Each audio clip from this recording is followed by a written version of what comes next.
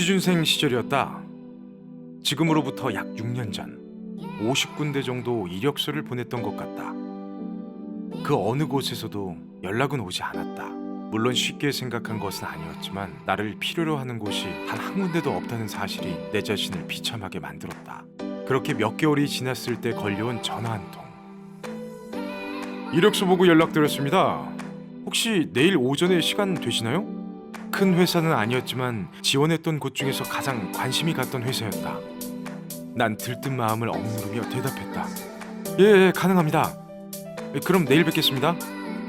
면접은 기대 이상이었다. 내가 면접을 리드하고 있다는 느낌이 들었기 때문이다. 하지만 불합격 통보를 받게 됐다. 너무 억울해서 재도전을 해보고 싶었다.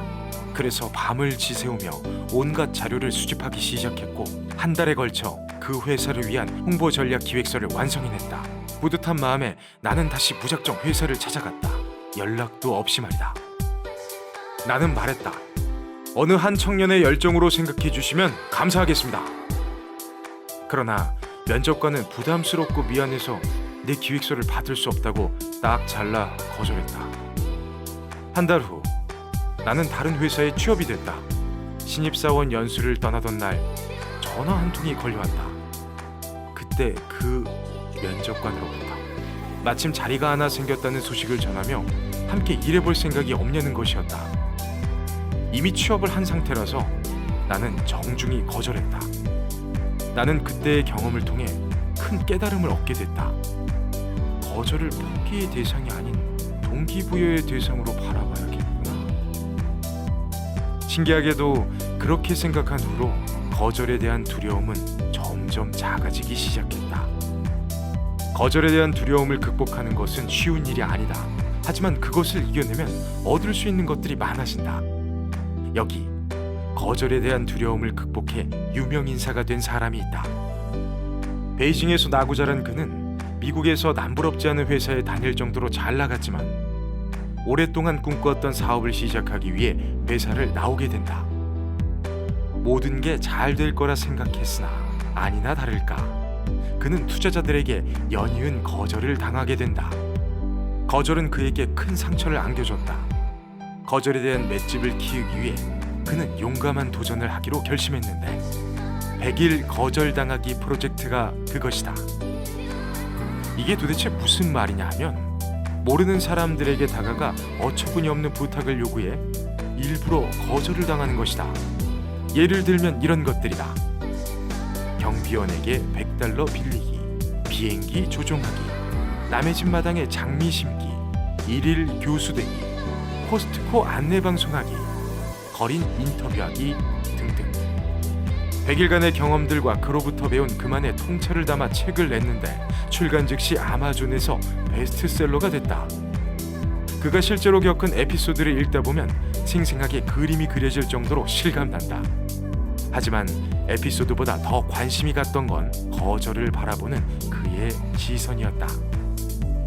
그는 거절을 당하는 건 어쩔 수 없는 일이지만 거절은 자신이 어떤 방향을 선택하느냐에 따라 긍정적일 수도 부정적일 수도 있다고 말한다. 지하장은 어린 시절에 친구들로부터 크게 거절당한 적이 있었는데 그때의 경험은 그에게 충분히 부정적인 영향을 줬을 수도 있었다. 하지만 그는 굴욕을 느끼기보다는 모든 걸 포용했다. 아무도 자신을 옹호해주지 않는다 할지라도 크게 상처받지 않은 것이다. 그는 자신을 특별한 사람이라고 생각했다. 다른 이들과 같아지고 싶지도 않았고 자신만의 길을 찾고 싶어 했다. 오히려 그때의 거절을 고맙게 생각했다. 거절을 당해본 사람들은 알 것이다. 그 고통이 얼마나 쓰라린지, 그 충격이 얼마나 큰지. 그럼에도 불구하고 그 거절이 동기부여가 된다거나 자신을 더욱 강하게 만든다고 생각하는 순간 우리는 성장할 수 있게 된다. 농구 왕제 마이클 조던은 어느 연설에서 이렇게 말했다. 저는 거절당할 때마다 제 안에서 타오르고 있는 불길에 연료를 더 집어넣으며 매일 더 나은 선수가 되기 위해 노력했습니다. 그 어떤 메시지에서도 다른 사람들의 모든 말과 행동에서도 최고의 경기를 할 동기를 찾아야 합니다. 최고의 순간은 최선을 다했을 때 오기 때문입니다. 마하트마 간디는 이렇게 말했다. 사람들은 먼저 당신을 무시하고 그 뒤에는 비웃고 그 다음에는 당신과 싸울 것이다. 이 모두를 견디면 당신이 승리한다. 그렇다. 거절을 어떻게 보느냐에 따라 경험은 상처 혹은 도움이 된다. 그 차이를 만드는 것은 바로 태도다. 당신의 이력서나 제안서가 매번 거절당한다 할지라도 당신이 그 업무에 적합한 능력을 갖추지 못했기 때문이라고 단정짓지 않았으면 좋겠다. 스스로 자신에 대한 기대치를 낮추는 대신 뒤로 물러나 다른 시각으로 볼 용기를 낸다면 놀라운 결과가 나타날 것이다. 거절은 닭고기와 같다.